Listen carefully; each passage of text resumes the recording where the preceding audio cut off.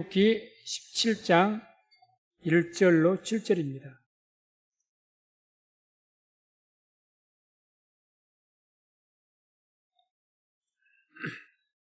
출애굽기 17장 1절부터 7절까지 말씀을 한 목소리로 합독하겠습니다. 이스라엘 자손의 온 회중이 여호와의 명령대로 신 광야에서 떠나 그 노정대로 행하여 르비딤에 장막을 쳤으나 백성이 마실 물이 없는지라. 백성이 모세와 다투어 가로되 우리에게 물을 주어 마시게 하라. 모세가 그들에게 이르되 너희가 어찌하여 나와 다투느냐? 너희가 어찌하여 여호와를 시험하느냐? 거기서 백성이 물에 가라매 그들이 모세를 대하여 원망하여 가로되 당신이 어찌하여 우리를 애굽에서 인도하여 내어서 우리와 우리 자녀와 우리 생축으로 목말라 죽게 하느냐? 모세가 여호와께 부르짖어 가로되 내가 이 백성에게 어떻게 하리이까? 그들이 얼마 아니면 내게 돌절하겠나이다. 여호와께서 모세에게 이르시되 백성 앞에 지나서 이스라엘 장로들을 데리고 하수를 치던 네 지팡이를 손에 잡고 가라. 내가 거기서 호렙산 반석 위에 너를 대하여 서리니 너는 반석을 치라. 그것에서 물이 나리니 백성이 마시리라. 모세가 이스라엘 장로들의 목전에서 그대로 행하니라. 그가 그곳 이름을 맛사라 또는 무리바라 불렀으니 이는 이스라엘 자손이 다투었음이요 또는 그들이 여호와를 시험하여 이르기를 여호와께서 우리 중에 계신가 아닌가 하였음이더라. 아멘. 오늘 말씀은 무리바 사건이라고 일컬어지는 물 때문에 하나님 앞에 이스라엘 백성들을 원망하고 비평하는 그런 말씀의 내용들이 나옵니다. 그래서 이제 1절을 보게 되면 르비딤이라는 곳에 이 장막을 쳤지만은 그곳에 물이 없더라 이런 말씀이 나오죠. 이스라엘 자손의 온 회중이 여호와의 명령대로 신 광야에서 떠나 그 노정대로 행하여 르비딤에 장막을 쳤으나 백성이 마실 물이 없는지라. 신 광야에서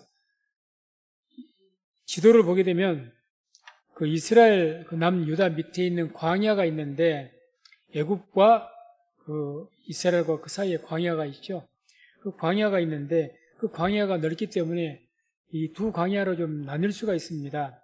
그래서 여기서 말한 신 광야가 있고 그 신 광야에서 조금 위쪽으로 이스라엘 쪽으로 유다 쪽으로 올라가면은 또 그 중간에 유대 광야라고 하는 또는 바란 광야, 유대 광야라고 하는 그런 광야가 있습니다. 그런데 이제 그 바란 광야, 그 유대 광야에서 약 40년간 거기서 방황을 했죠.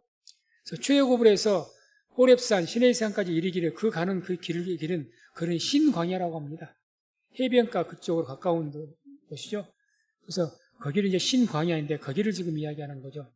그래서 거기서 르비딤이란 말은 쉬는 장소라는 뜻을 갖고 있습니다. 또는 평원. 아마 그쪽에 어디가 이 르비딤이 이제 굉장히 넓은 평원이 있었던 것 같습니다.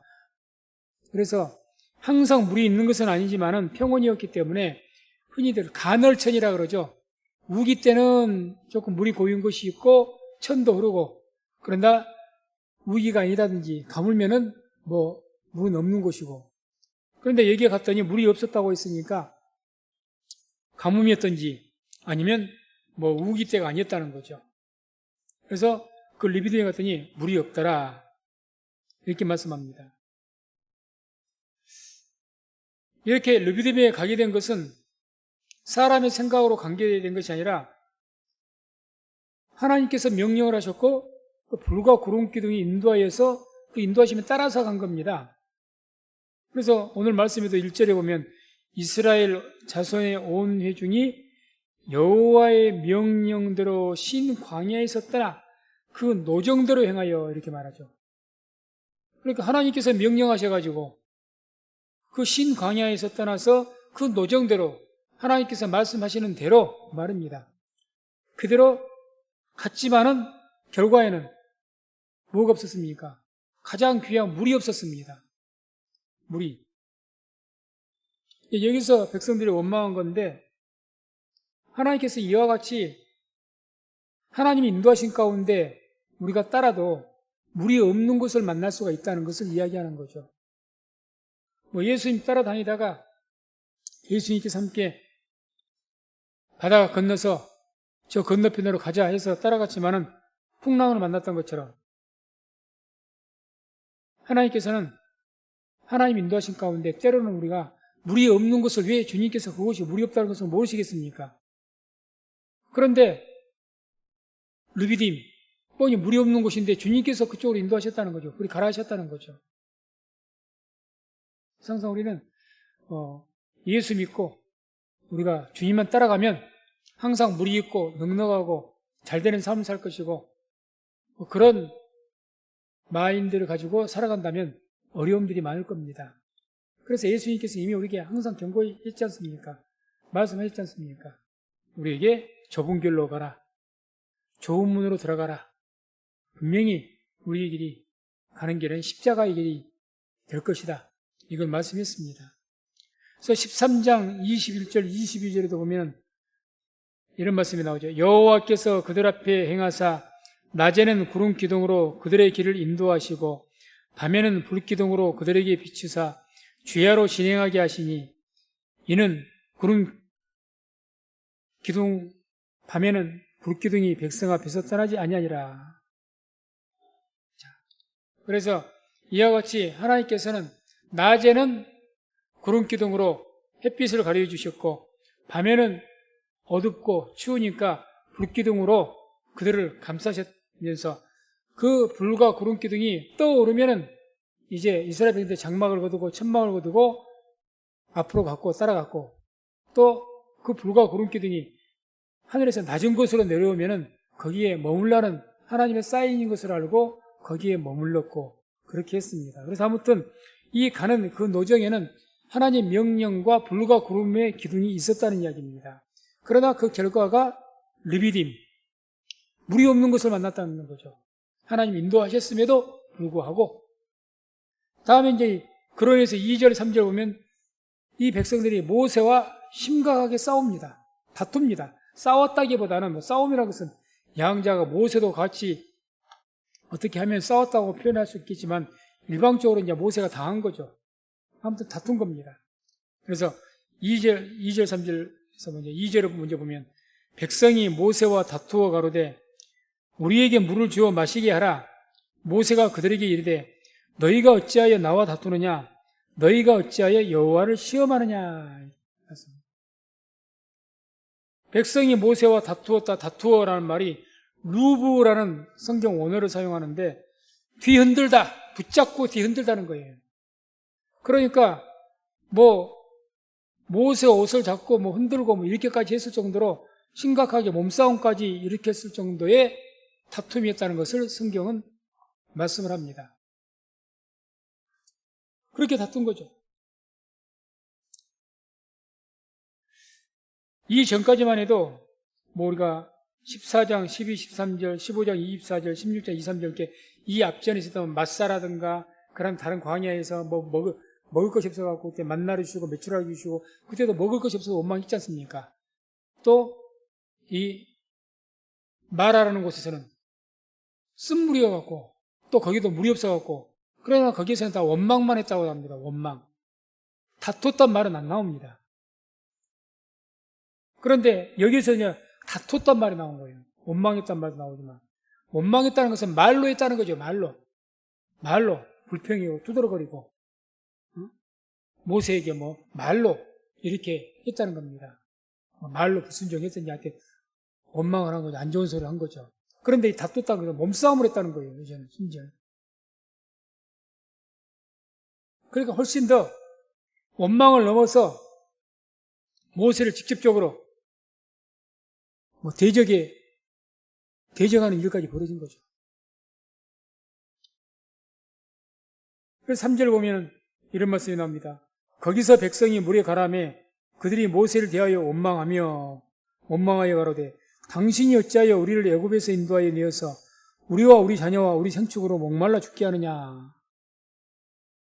아까도 말씀드렸지만 인도하심이 누가 인도했습니까? 모세가 가자고 계획을 짰습니까? 그렇지 않습니다. 본인들로도 보았고 하나님께서 모세에게 명령하셨고 또 시각적으로는 백성들에게 불과 구름기둥으로 인도해서 하나님께서 인도하신 것을 보게 하셨습니다. 불과 구름기둥 인도하심에 따라온 거예요. 모세가 인도한 것이 아니라. 그러면 누가 봐도 하나님께서 인도하신 겁니다. 그런데 이제 원망, 불평하고 다투고 대적하고 누구에게 하는 겁니까? 모세에게 했던 거죠. 모세에게.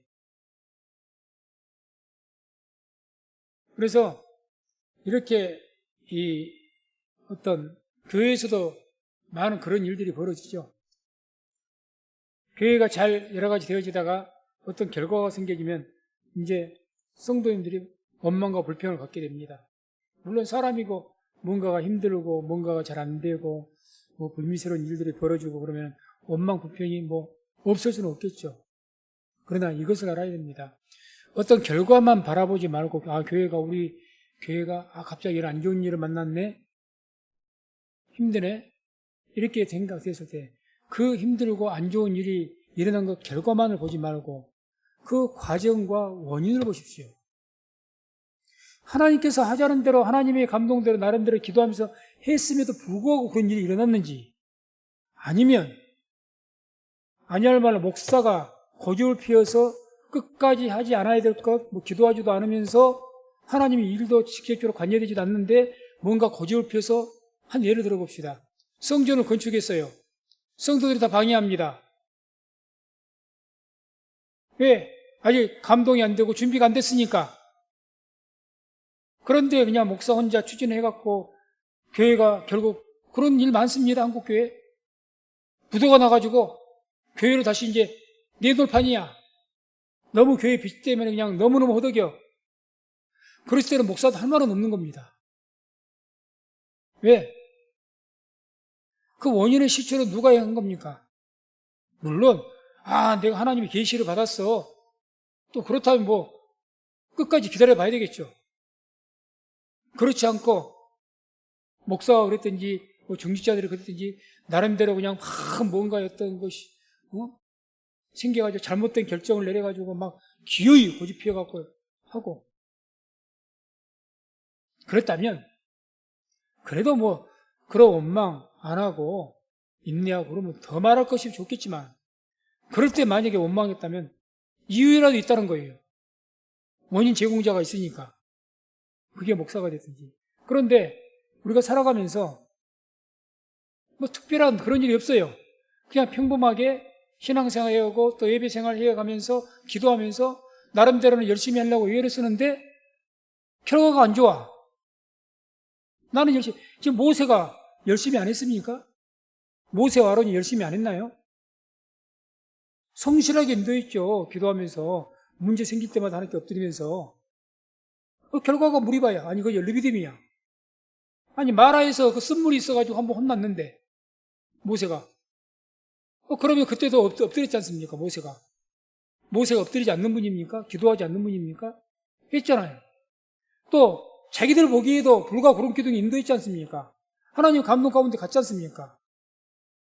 가지 말라는 길을 귀에 고집피워 왔습니까? 아니잖아요. 순탄하게 이렇게 하나님 인도하시면 자연스럽게 갔지 않습니까? 그런데도 르비딤이야. 물이 없어. 광야에서 물이 없다는 것은 심각한 일이죠. 심각한 사건이죠.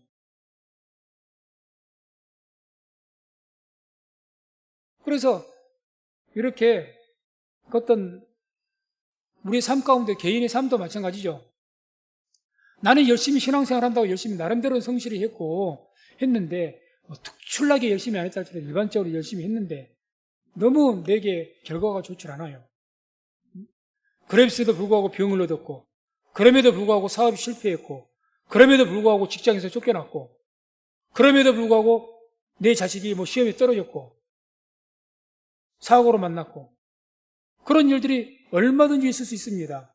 그러면 일의 결과만 먹고 하나님 왜 이렇게 하셨습니까 하고 원망 불평만 할 것이 아니라 먼저 그 원인과 이유를 보라는 거죠. 그래서 만약에 내가 하나님 앞에 죄를 지어서 분명하게 그게 드러나거든 당연히 회개해야죠. 하나님 용서해달라고. 그런데 그것이 아닌 것 같아요.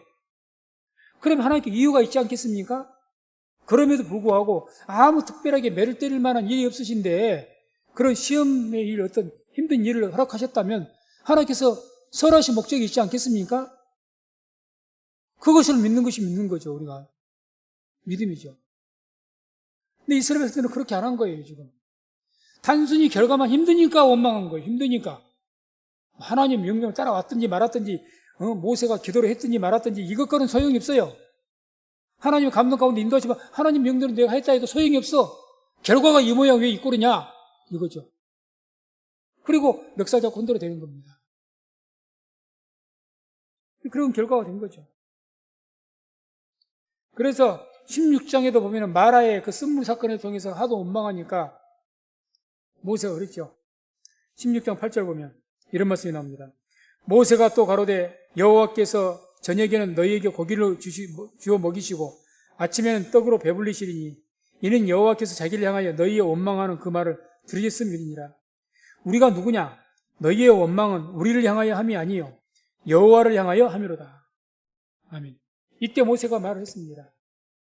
너희가 우리를 향해서 원망하는데 너희가 지금 우리를 향해서 원망한 것은 우리를 원망한 것이 하나님을 향해서 원망한 것이다. 이렇게 된 겁니다.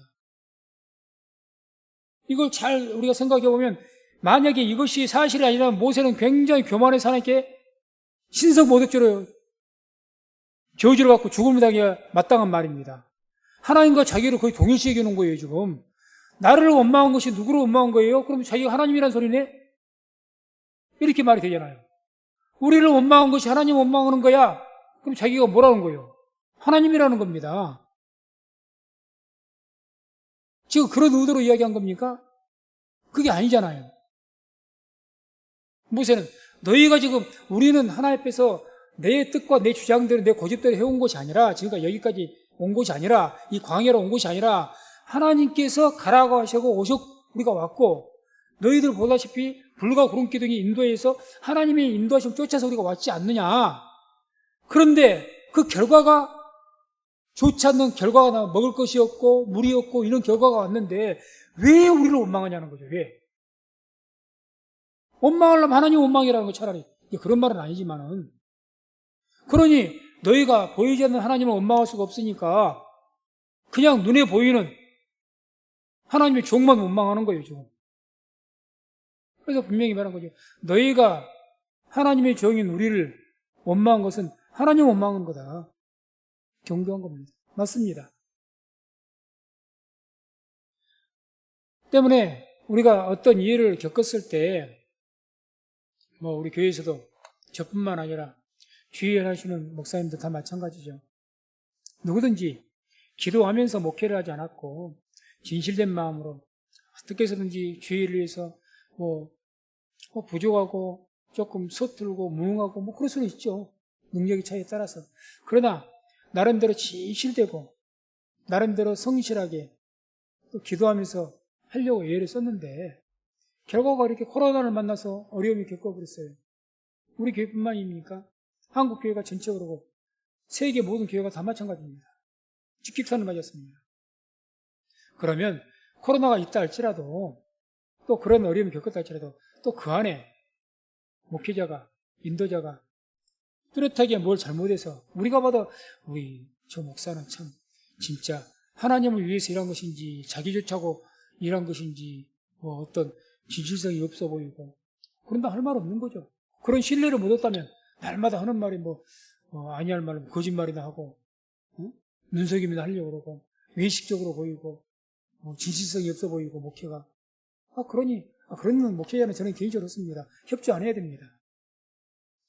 아니 목회자가 그 성경에 나오지 않습니까? 싹군 목자 그거 싹군인데요. 그거 싹군인데 그걸 왜 협조를 합니까? 싹군 목자가 있는 곳에 협조해서 그 교회가 그러면 더 안 좋은 영향을 미치죠. 한국 교회에. 그건 단호하게 인정을 떠나서 끊어버려야 됩니다. 저 역시 그렇게 생각합니다. 그게 아니라면 결과 여부를 따라서 열심히 하려고 내가 봐도 열심히 하려고 인정이 된다. 그것은 인정이 된다. 그러면 감정이나 인정에 떠나서 협조해야 맞죠. 열심히. 그게 맞는 것 아니겠습니까? 모세가 위대한 지도자입니다. 아론이 위대한 지도자입니다. 그런데 열심히 나름대로 하나님 명을 받아서 열심히 인도했는데 가는 곳마다 먹을 것이 없고 가는 곳마다 물이 없어요. 광야에서 기가 막힐 일 아닙니까? 광야에서 뭘 먹고 뭘 마실 겁니까? 있어야 되는데 가는 곳마다 있어야 정상이죠. 솔직히 말해서. 근데 지금까지 우리가 봐서 계속 출애굽기로 봤지만 가는 곳마다 없잖아요. 가는 곳마다. 가는 곳마다 뭐가 없어 힘들고. 그리고 갈 때마다 원망한 거야. 그래서 결과로만 보는 것이 아니라 왜 이렇게 했는데도 불구하고 없냐. 기도해도 결과가 보면 일단 또 더 인내해보고 기도해야죠. 어떻게 하겠습니까? 그게 하나님의 뜻인 것 같은데. 허락하시는 분은 하나님이신데. 근데 결과만을 보고 그냥 눈에 보이는 사람만 원망한다는 거예요. 그러면 안 되는 거죠. 그래서 모세도 지금 그런 일을 당해서 너무너무 모세가 힘들었던 것 같습니다. 고통스러웠던 것 같아요. 그러니까 4절에 이제 모세가 하나님께 부르짖습니다. 항상 우리가 앞에 말씀들 보세요. 모세가 엎드려 가로되 엎드렸다고 했지 부르짖었단 말은 지금까지 안 나왔거든요. 여기서 부르짖습니다. 이 부르짖다는 이 단어가 아주 소리쳐 외치다는 소리거든요. 막 큰 소리로.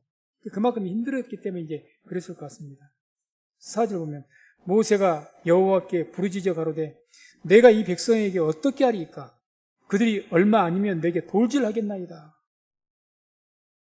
하나님, 내가 이 백성을 되게 어떻게 해야 됩니까? 함축된 의미가 뭐겠어요? 하나님, 제가 언제 내 맘대로 하려고 한 적이 있어요? 주님이 아시지 않습니까?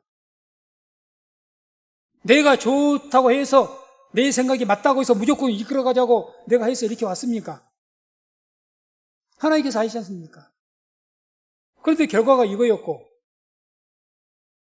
또 더 나아가서 백성들 심지어는 돌로 쳐서 나를 던질 정도가 되었으니 내가 이 백성들에서 어떻게 해야 됩니까? 하소연? 하소연이죠. 기가 막힌 거죠.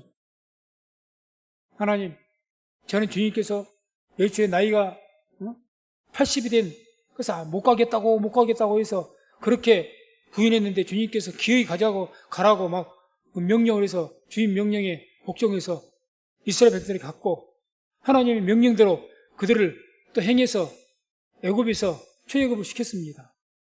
그리고 지금까지 광야에서 주님께서 가라는 대로 제가 갔습니다. 근데 결과는 가는 곳마다예요. 가는 곳마다. 가는 곳마다 먹을 것이 없지요. 가는 곳마다 물이 써서 못 먹겠죠. 이번에 루비님 봤더니 아니 평원이어서 저 먹을 것 좀 마실 것 좀 있는 거 있지. 거기에 또 가물어져서 아무 마실 물이 없죠. 그런 것 아닙니까 지금. 불순종해서 그랬다면 할 말은 없죠. 뚜렷한 죄가 있어서 그런 일을 당했다면 할 말이 없는 거죠. 그건 징계니까 회개해야죠. 그러니까 모세도 그런 거예요. 하나님 대체 내가 어떻게 해야 되냐고 그렇게 말합니다. 그래서 5절 6절 주님께서 그 기도를 들으신 거죠. 들으시고 반석을 치라고 명령하시죠. 5절 보면 여호와께서 모세에게 이르시되 백성 앞을 지나가서 이스라엘 장로들을 데리고 하수를 치던 내 지팡이를 손에 잡고 가라. 이제 지금까지 모세에게 들려줬던 그 지팡이, 원래는 자기가 목동할 때 양을 칠 때 장인 양을 칠 때 가지고 다녔던 지팡이죠. 그 지팡이를 하나님께서 처음에 부르실 때 뱀이 되게 하시고 또 다시 만지니까 지팡이가 돼요. 그런 기적을 베푸시고 그 지팡이로 애굽에서 10가지 기적들을 다 나타내시고 그 지팡이로 홍해를 가르셨고 그 기적의 지팡이, 하나님의 임재가 있는 지팡이죠. 그것을 백성들 앞에서 보이는 앞에서 들고 가라 그 이야기. 백성들은 그 지팡이를 경험했지 않습니까? 모세가 이 지팡이를 들고 뭔가 하늘을 향해서 기도할 때마다 놀라운 기적이 나타났으니까 그러니까 들고 가라는 겁니다. 그래 백성들이 막 돌 들고 던지려고 해도 딱 지팡이 보고 지팡이에 꽂히는 거죠. 지팡이 보고 승뜻한 거죠. 왜? 저 지팡이가 어떤 지팡이인지 알잖아요. 지금 다들. 어떤 지팡이인지. 그러니까 이 지팡이 들고 가. 그럼 함부로 나한테 돌을 못 던져. 당연하죠. 감히 하나님의 권능의 지팡이 들고 가는데 돌을 던질 배짱이 누가 있겠습니까? 그걸 다 경험했는데. 불과 그 경험이 몇 개월 전인데, 지금까지 경험했는데, 감히 하나님이 여호와의 지팡이를, 그 놀라운 지팡이를 들고 딱 모세가 들어섰는데, 앞을 지나가는데, 뭐 담배 들든지, 감히 돌을 던져요? 할 수가 없죠. 겁이 나서라도. 지팡이 가라. 장로들 데리고 가라. 장로들. 대표들. 6절에 내가 거기서 호렙산 바위 위에 너를 대하여 서리니 너는 반석을 치라. 그것에 물이 나리니 백성이 마시리라. 모세가 이스라엘 장로들의 목전에서 그대로 행하니라. 호렙산 반석, 시내산이죠. 시내산. 반석 위에서 내가 너와 함께 하겠다. 거기서 그 반석을 쳐라 그러죠. 쳐라. 그래서 호렙산이란 말은 황무한 산이다 뜻을 갖고 있습니다. 황무하다. 그러니까 우리가 영화로 보더라도 가끔 시내산에 그 전경이 나오죠. 그러면 뭐 좋은 산이 아니라 벌거숭이 산이 대부분 나오지 않습니까? 맞아요. 황무한 산입니다. 그래서 내가 책을 봤더니 호렙산이 지금 우리가 시내산이라고 호렙산이라고 일컬어지는 그 산이 그 에벨무사라고 하는 그런 산인데, 이스라엘 지명으로 에벨무사라는 산인데, 그 모세의 산이라는 뜻입니다. 에벨무사는. 그래서 모세의 산이라는 곳인데, 거기가 해발 1990 몇 미터 되더라고요. 참고로 여기 무등산이 몇 미터인 줄 아십니까? 1220m밖에 안 돼요. 그러니까 황무한 산이라도 뭐 아주 낮은 산은 아닙니다. 그냥 뭐 동네 언덕 같은 그런 동산은 아니고 1900m니까 무등산 한라산보다 높아요. 한라산도 1800m 됩니다. 1800m. 우리나라에서 있는 산보다는 가장 설악산보다도 높아요. 설악산보다. 그러니까 아무튼 결코 설악산보다 높으니까 뭐 만만치 않는 산이죠. 뭐 등반 가도 설악산은 만만치 않는 산으로 보니까. 그러니까 황무한 산이지만 굉장히 좀 큰 산이었던 것 같습니다. 그래서 거기에 있던 반석이 있는데, 뭐 반석이라 그러니까 넓이 평평하게 있는 우리가 뭐 앉을만한 한 몇 수십 명 앉을만한 그런 것을 말한 것이 아니라, 여기서의 반석이라는 의미는 산과 같이 큰 이렇게 기둥같이 그런 큰 어떤 산을 말합니다. 그런 어떤 바위를 말합니다. 큰 바위. 그것을 쳤더니 어떻게 됐습니까? 그 바위가 쪼개지면서 그 사이에서 물들이 쏟아져 나온 거죠. 이 물이 쏟아져 나왔다는 표현이 강같이 쏟아져 나왔답니다. 강같이. 성경 뜻이. 그래야 200만이 마시겠죠. 우리가 호수 털듯이, 수돗물 꼭지 털듯이 나와가지고 그렇게 물 흘러가지고 어떻게 몇 명이나 물을 마시고 그 물을 쓰겠습니까? 강같이 흘러야죠. 그 반석이 터지면서 거기서 강같이 막 폭포수같이 막 흘러내려갔다는 거죠. 그런 의미예요. 성경 본 뜻이. 그러니 당연히 그 물이 막 흘러가지고 그 사막에 강을 낸 거죠. 강을. 강처럼 흘러가야 쭉 물줄기 흘러서 백성들 200만이나 되는데 쭉 흘러가며 강을 만들어서 다 거기서 물 해결하지 않겠습니까? 그렇게 되는 거죠. 그렇게 될 것이다.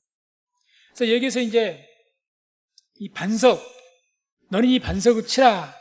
이 말씀으로 영적인 해석을 많이 합니다. 설교에서. 이 반석. 왜? 반석에 생수가 나왔으니까, 물이 나왔으니까. 이 반석이 뭘 의미하느냐? 그래서 예수 그리스도로 많이 표현을 합니다. 그게 뭐 무리한 해석이 아니라 성경이 그렇게 해석을 해주고 있습니다. 성경이. 고린도전서 10장 4절을 한번 보게 되면 이런 말씀이 나오죠. 말씀을 같이 합독합니다. 다 같은 신령한 음료를 마셨으니 이는 저희를 따르는 신령한 반석으로부터 마셨음에 그 반석은 곧 그리스도시라. 아멘. 신령한 반석. 그래서 그 반석은 그리스도다. 그래서 저희가 다 같은 신령 음료를 마셨다. 이렇게 말씀하죠. 그래서 이 무리와 반석을 말합니다. 무리와 반석. 그래서 이 반석은 영적인 의미로 우리에게 생명수를 공급하시는 예수 그리스도를 상징합니다. 구약 성경은 이와 같이 그 어떤 사건을 통해서 예수님을 상징하는 내용들이 참 많이 나오죠. 광야에서 모세 그 놋뱀, 모세 그 작대기에 놋뱀을 새겨서 했더니 불뱀에 물린 자들이 그 노뱀을 쳐다볼 때 다 나았지 않습니까? 근데 신약성경은 그거 뭐라고 말합니까?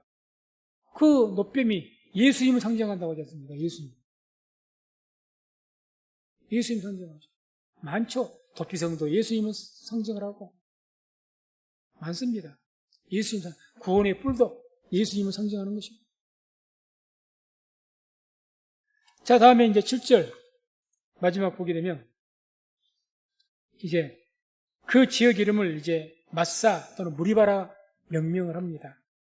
그래서 7절 보면 그가 그곳 이름을 마사라 또는 무리바라 불렀으니 이는 이스라엘 자손이 다투었음이요 또는 그들이 여호와를 시험하여 이르기를 여호와께서 우리 중에 계신가 아닌가 하였음이더라.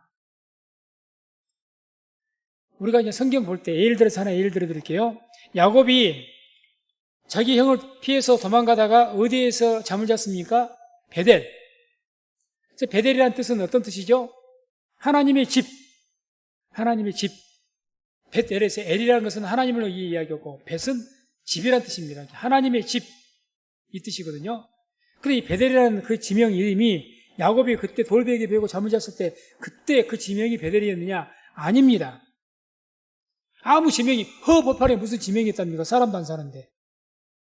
지명 없어요. 그런데 이제 야곱이 거기에서 하늘문이 열리는 그 꿈을 꾸었고 그래서 여기가 하나님의 계신 성전이로구나 귀한 처소로구나 해서 그 자기가 뵀던 그 돌베개에다가 뭘 했어요? 기름을 붓고 하나님 앞에 서원을 했잖아요.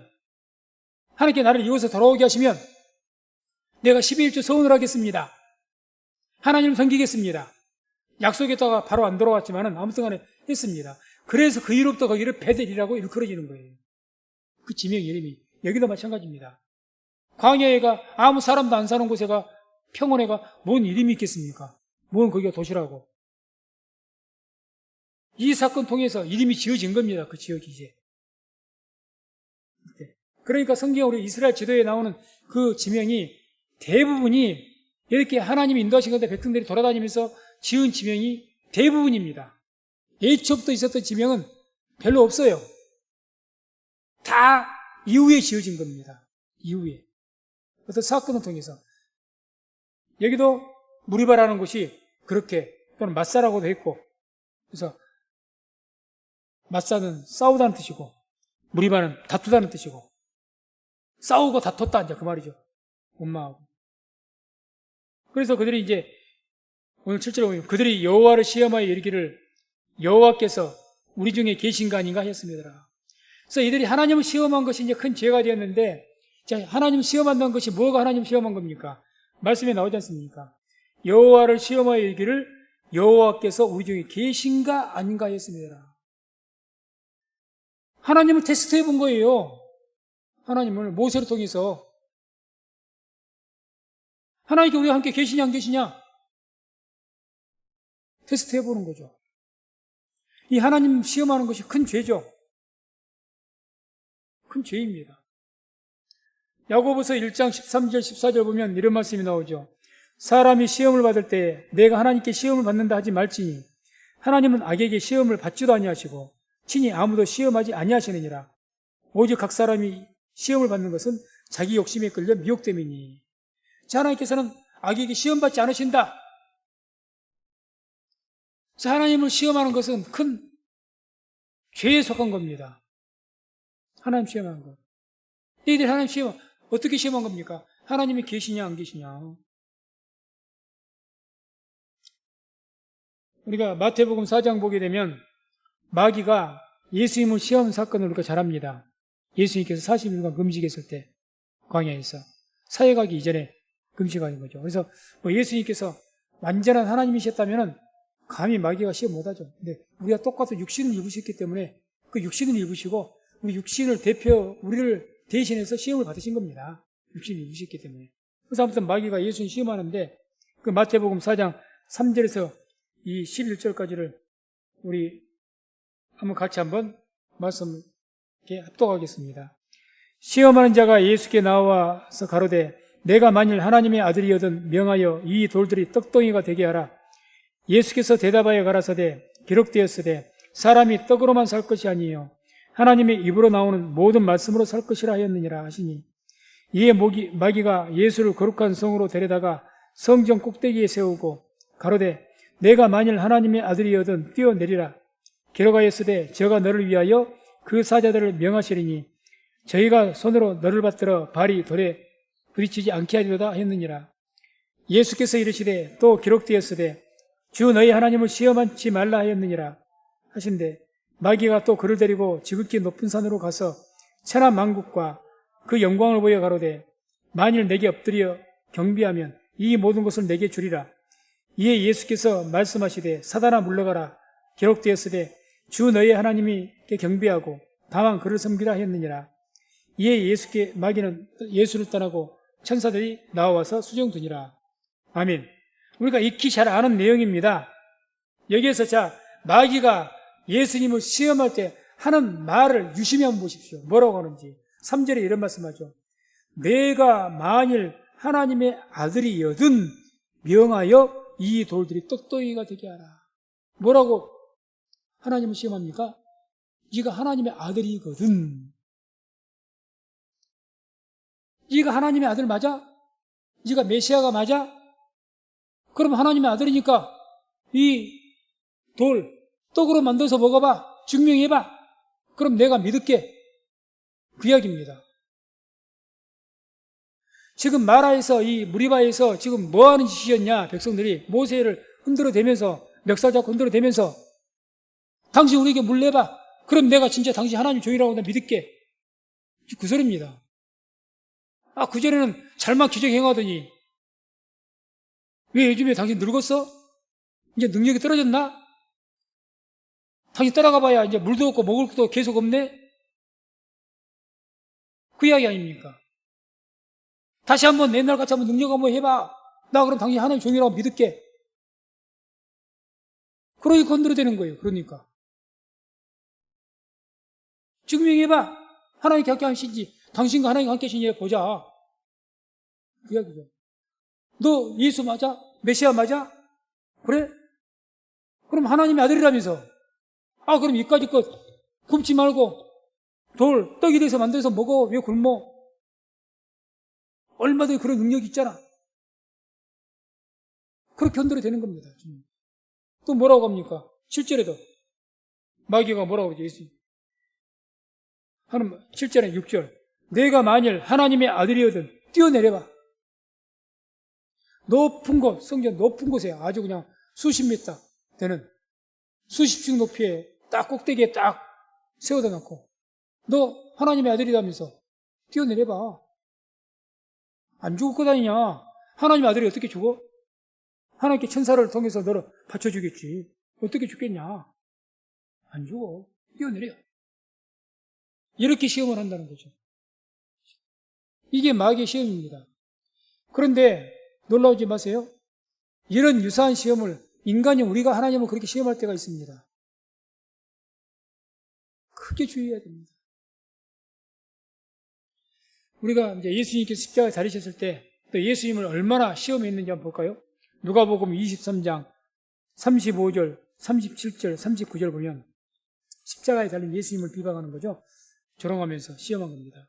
백성은 서서 구경하며 관원들도 비웃어 가로되 저가 남을 구원하였으니 만일 하나님의 택하신 자 그리스도여든 자기도 구원할지어다. 너 메시아 맞아? 남 구원하기 전에 너부터 구원해봐. 그 이야기 아닙니까? 너 하나님의 기름 부은 목사 맞다면서. 그런데 왜 우리 가난하게 살아?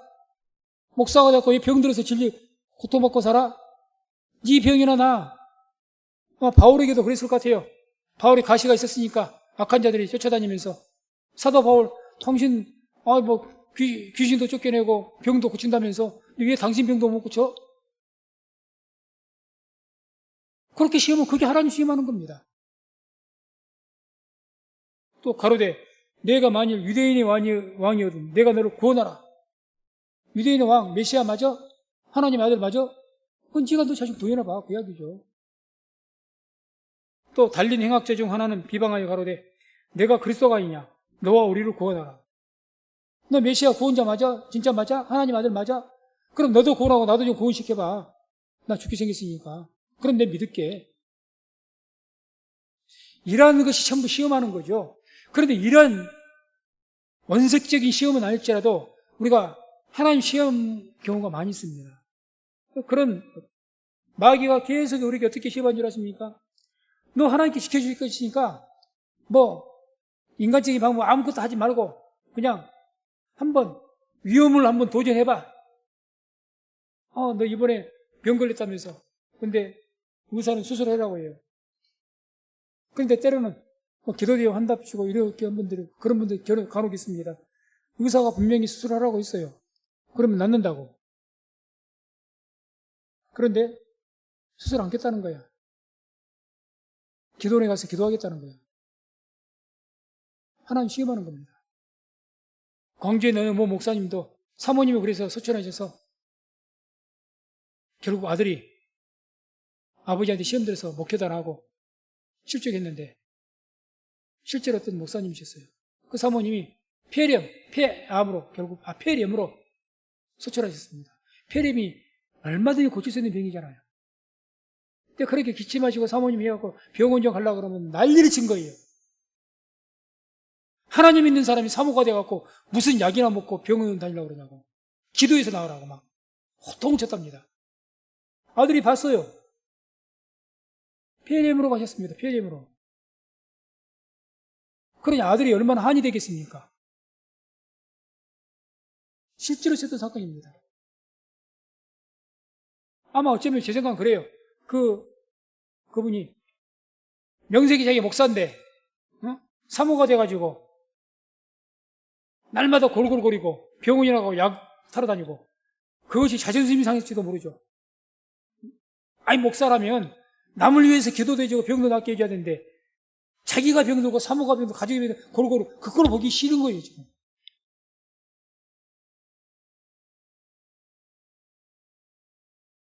성도들도 그래요. 아니, 하나님께서 우리에게 모든 하나님의 다른 백성들에게 지혜 주시고 은혜 주셔가지고 의술도 발전되게 만드시고 과학도 발전되게 하시고 약도 개발하게 만드시고 다 해주셨습니다.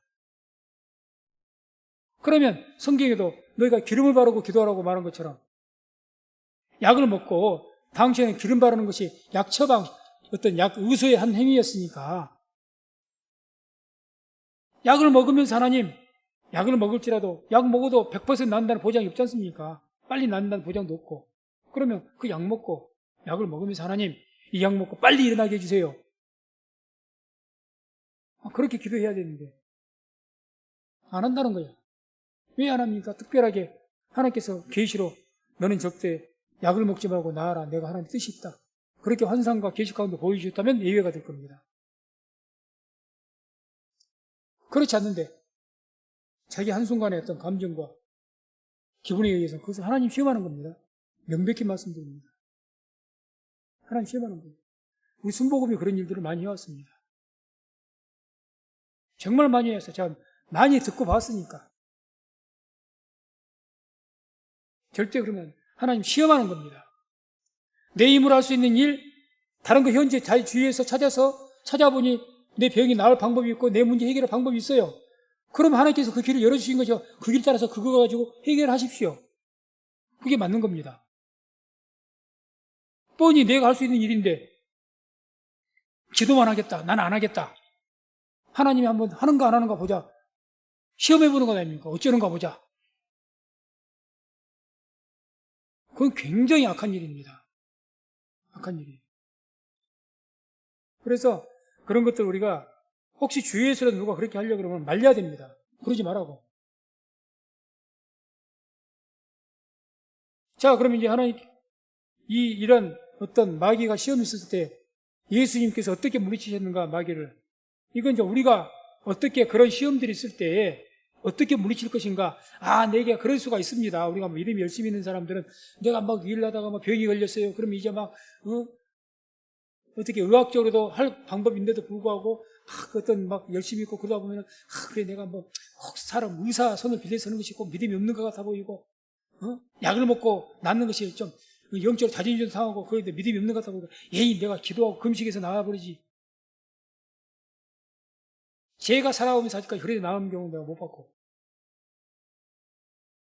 그런 유혹이 올 수가 있다는 거죠. 영적인 교만이. 누구든지 기도하고 나가고 싶죠. 감기도 할 수만 있으면 저도 감기 걸렸습니다. 약 안 먹고 싶어요. 왜? 안수해서 기도하고 낫고 싶죠. 누구로 그런 욕망이 왜 없겠습니까? 뭐 얼마나 멋진 일입니까? 그런데 하나님의 기적이 내가 자랑하라고 기적을 주신 겁니까? 그건 아니잖아요. 큰 잘못이잖아요. 그래서 그런 유혹이 올 수가 있는데, 쉽게 그런 유혹이 올 수가 있는데 어떻게 물리칠 것이냐? 뭐 예수님이 아니고 만약에 사람에게 마귀가 가서 이렇게 너 하나님 믿는 백성 아니냐? 하나님께 너 함께 하실 텐데 또 무슨 일이든지 기도하면 하나님께 들어주신다 했지 않냐? 이 돌 가지고 하나님 나에게 떡으로 만들어주세요. 기도해. 그럼 될 것 아니냐? 너 저 바다에 붓는 뜨에 들어봐. 기도하고 그럼 하나님께 다 건져주실 것 아니냐? 헤어 못 쳐도 무슨 일이 기도하면 들어준다 했지 않냐? 말씀에 있지 않습니까? 막 해봐. 부추기는 거죠. 금식해. 무조건 금식해. 무조건 기도해. 잡증기도면 되지. 뭔 소리 하고 있어. 잡증기도면 되지. 그게 무슨 믿음이 대단히 좋은 것처럼. 영적 교만입니다. 명백히 말씀드린 영적 교만. 예수님께서조차도 어떻게 했느냐? 4절 보면 이런 말, 예수께서 대답하여 가라사 기록되었으되 돌을 떡으로 만들어 했더니 예수님께서 어떻게 대응을 하셨느냐? 기록되었으되. 다 마귀가 시험할 때마다 뭘로 대응을 합니까? 기록되었으되. 말씀으로 대적을 합니다. 말씀으로 대적을 합니다. 말씀으로. 또 높은 곳에 올려다 놓고 예수님 뛰어내리라. 그러면 천사가 받을 것이다. 그렇게 주님께도 7절에 예수께서 이르시되 또 기록되었으되. 그리고 하나님 말씀을 이용을 합니다.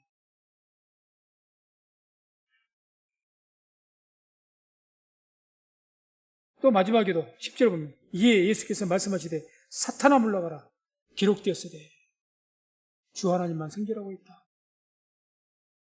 한마디로 예수님께서 마귀를 뭘로 물리쳤습니까? 말씀으로 물리쳤다는 얘기죠. 말씀. 그래서 사단 마귀는 우리를 여러 가지로 시험을 합니다. 미혹을 합니다. 떡의 문제로도 그렇고 명예 문제, 뭐 어떤 세상 부귀 권세로 인한 문제 이런 것들로 우리를 유혹합니다.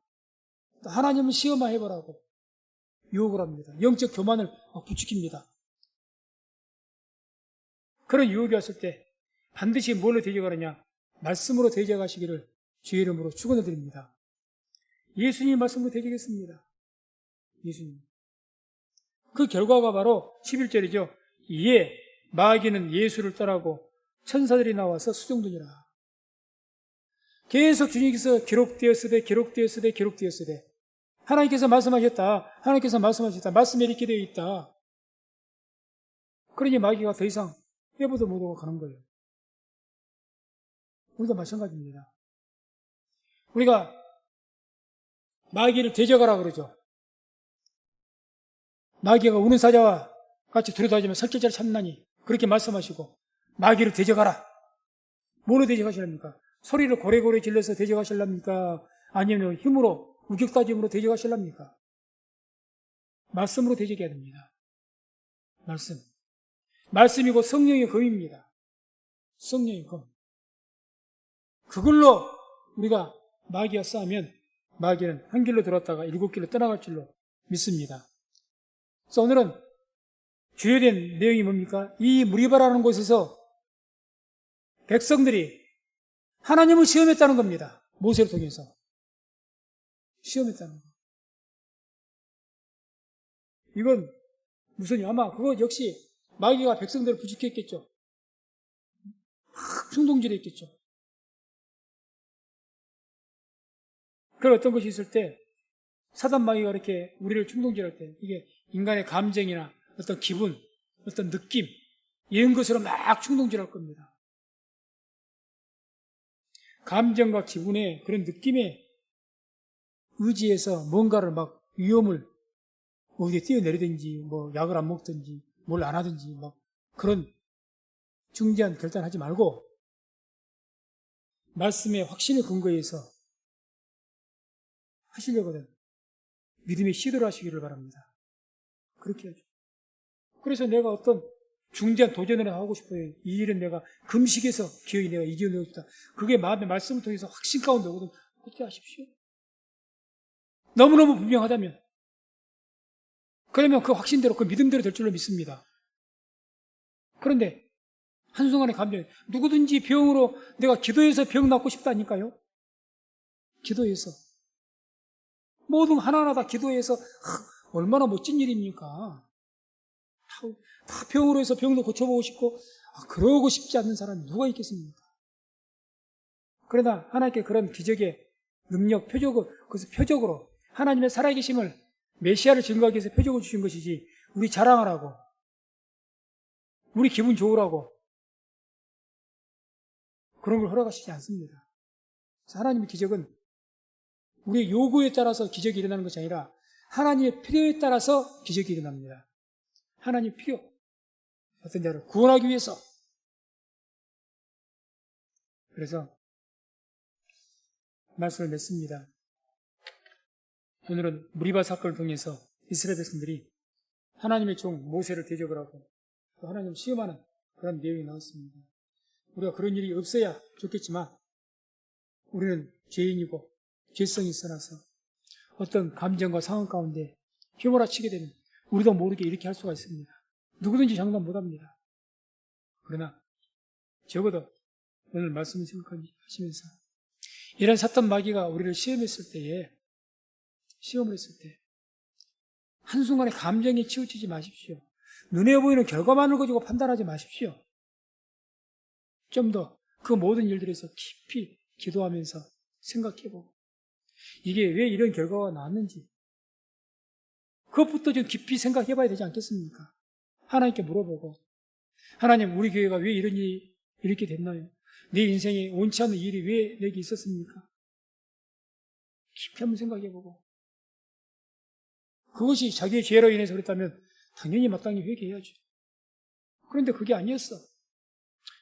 그냥 평범했고 옛날에는 이렇게 살아도 아무 일 없었는데 그동안 뭐 우리가 열심히 했으면 했고 나름대로 성실한다고 했는데도 불구하고 결과는 이 모양이야.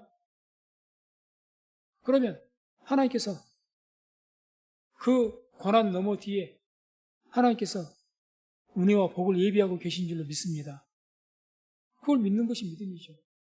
믿음 바라는 것들의 실상이 아닙니까? 보지 못하는 것들의 증거 아닙니까?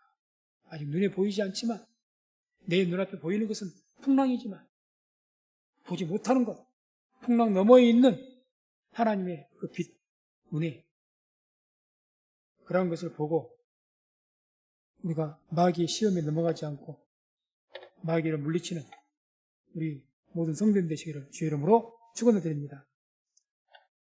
기도하겠습니다. 하나님